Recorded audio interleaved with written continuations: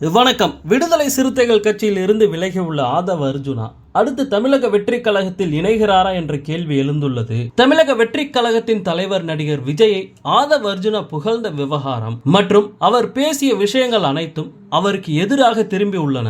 இதனால் ஆதவ அர்ஜுனா தமிழக வெற்றி கழகத்தில் இணைய உள்ளாரோ என்ற கேள்வி எழுந்துள்ளது. புத்தக வெளியீட்டு விழா நிகழ்ச்சியில் விஜய் திமுகவை பற்றி பேசும் போதெல்லாம் அதை ஆதவ அர்ஜுனா கைத்தட்டி வரவேற்றார். அதோடு நிற்காமல் விஜய் பேசி முடித்ததும் அவரை கட்டி அணைத்து பேசினார். மேலும் விஜய்க்கு ஆதரவாக மன்னராட்சியை ஒழிப்போம் என்றெல்லாம் ஆதவ அர்ஜுனா பேசினார். இதனால் விசிகாவில் இருந்து ஆதவ அர்ஜுனா 6 மாதங்களுக்கு சஸ்பெண்ட் செய்யப்பட்டார். இதையடுத்து தற்போது ஆதவ அர்ஜுனா விசிகாவில் இருந்து முழுமையாக வெளியேறியுள்ளார். விஜயுடன் நெருக்கம் என்பதை தாண்டி விஜய்க்கு பொருளாதார ரீதியாக சப்போர்ட் தேவை. அவர் சினிமாவில் சம்பாதித்த பணத்தை வைத்து தேர்தலை சந்திக்க முடியாது. தேர்தல் நிதி தேவை. அதோடு தேர்தல் வியூகம் வகுக்க ஆட்கள் தேவை.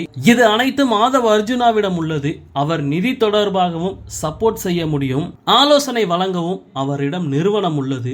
இதனால் விஜயுடன் ஆதவ அர்ஜுனா கைகோர்ப்பாரா என்ற கேள்வி எழுந்துள்ளது. ஆதவ அர்ஜுனா விஜயுடன் இணைந்தால் திமுகவிற்கு மேலும் தலைவலி உண்டாகும் என்பதில் சந்தேகமில்லை.